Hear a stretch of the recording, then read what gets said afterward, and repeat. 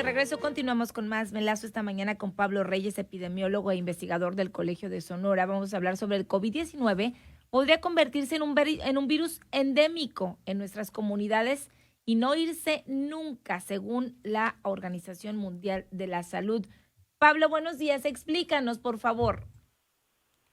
Muy buenos días. Buenos días, Pablo. Mira, bueno, esto se dio a raíz de la respuesta del doctor Michael Ryan durante una de las conferencias de prensa de la Organización Mundial de la Salud.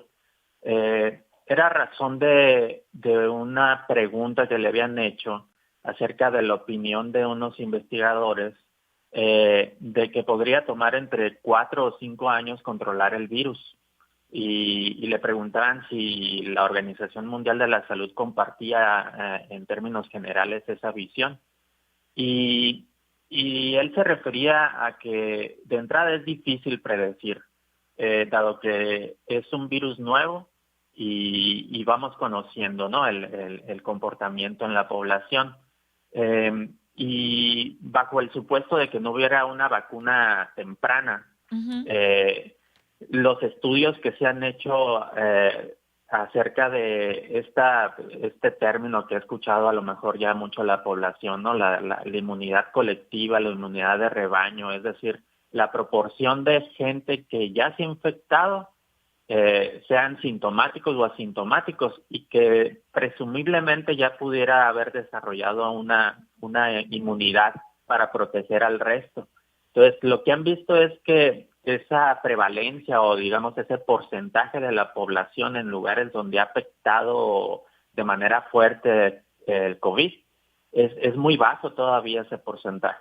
Entonces, si todavía no tuviéramos una vacuna, tardaría bastante tiempo en alcanzarse esa inmunidad de rebaño y pues tendríamos que acostumbrarnos a convivir con la enfermedad por un tiempo hasta que se logre una cierta proporción. Eso es ser endémico, pues.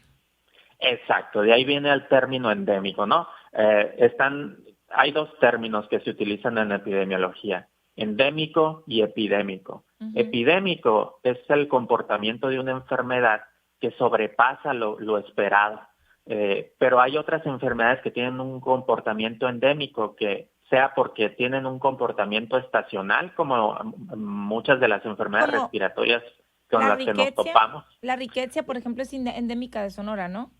Exacto, exacto. Que podemos tener por ahí brotes epidémicos, pero de alguna forma cada año estamos recibiendo casos de un cierto número de casos que lo mejor sería evitarlos, no más cuando se trata de enfermedades evitables, pero que estamos con una cierta presencia de la enfermedad y nos habituamos a ella, ¿no? Tenemos que estar trabajando con ella. ¿Qué otra, Pablo, es endémica? Perdón, ¿qué otra podemos como ejemplificar? Una muy local porque este doctor Ryan hacía mención del VIH, ¿no? Como una enfermedad que no tiene vacuna, pero que de alguna manera ya nos acostumbramos a ella. Una enfermedad muy local que está en esa situación que todavía no tenemos una vacuna, pero digamos que nos habituamos y tenemos que estar como muy pendientes de ella, es el dengue. O sea, cada año el dengue tiene un comportamiento estacional, ¿no? Que empieza por ahí de septiembre, empieza a levantarse, esa curva de la que hemos hablado, empieza a levantarse por ahí en octubre y empieza a descender en noviembre, y ya para diciembre empieza a menguar, ¿no? Entonces, no hay una vacuna para el dengue, pero sí hay muchas cosas que podemos hacer al respecto, tanto los servicios de salud como la comunidad. Entonces, un poco a eso se refería, ¿no? En su respuesta. Uh-huh. Y a que tenemos que aprender a convivir de una manera responsable. Por eso decimos que no va a volver a ser lo mismo y que tendremos que aprender a convivir y a protegernos del COVID. Sí, exacto. El otro ejemplo que daba era el del sarampión. Para el sarampión, por ejemplo, ahí sí tenemos una vacuna. que es efectiva, pero él decía, no la usamos efectivamente a veces. Okay. Estaríamos en condiciones de erradicar enfermedades, algunas enfermedades para las cuales existe una vacuna. Pero, por ejemplo, durante este transcurso de la epidemia, de la pandemia de COVID, oíamos también noticias de que en Ciudad de México había un brote de sarampión, y uno se pregunta, bueno, ¿cómo es posible?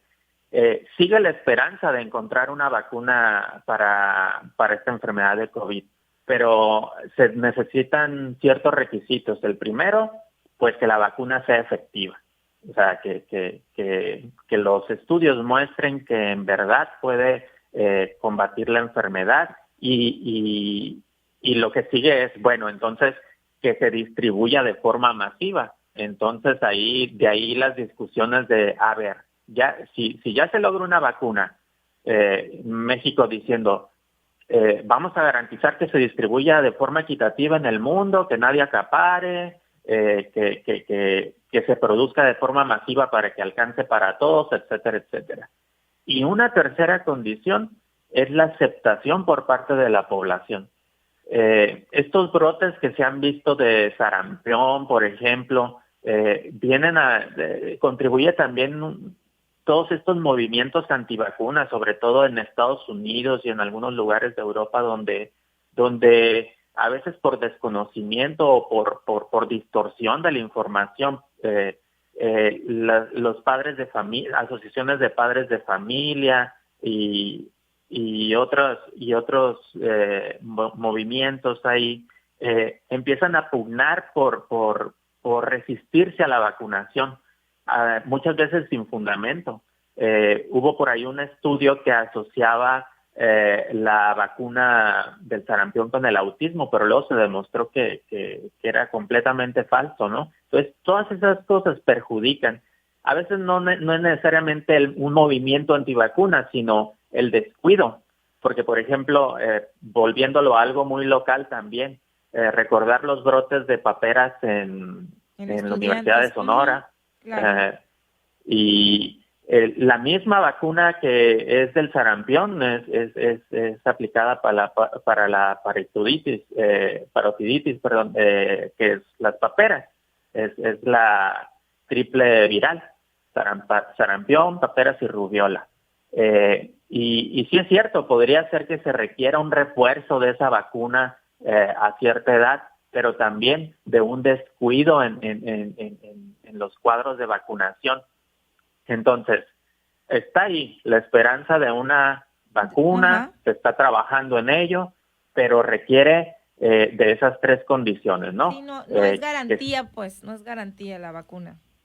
Exacto, que sea una vacuna efectiva, que se distribuya de forma masiva y, por otra parte, la aceptación de la población. Y si nos fijamos, tanto sea sin vacuna, en todas requiere de la participación de la comunidad. Porque no es obligatoria, pero bueno, la diferencia, la ventaja, y antes de terminar, es que esto fue más como algo mundial, bueno, no como algo, fue mundial, y creo que de ahí pues ya tendría que ver también la aceptación, pero también mucha gente se niega, simplemente lo más cercano, la influenza. ¿Cuántas personas no se han querido, o estas vacunas para las niñas que son contra el virus del papiloma, que muchas mamás evitan ponérsela a las niñas?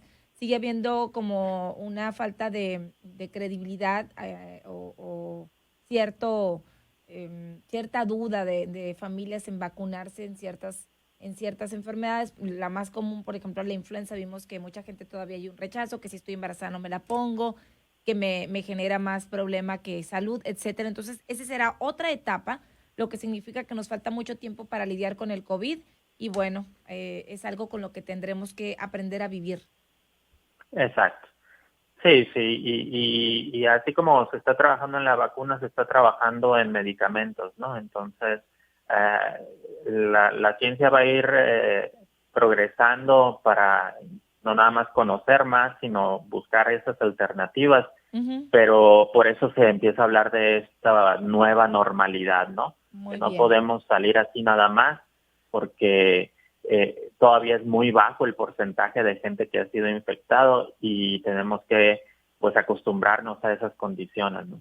Muy bien. Pablo, muchísimas gracias por la explicación en el tema del COVID y de lo que podría convertirse en un virus endémico en nuestras comunidades y nunca irse, sino aprender a vivir junto a él o con él. Muchísimas gracias a No, Pablo Reyes. Gracias. no, de nada. Gracias, buen día. Pablo Reyes es epidemiólogo e investigador del Colegio de Sonora del Colson, pues.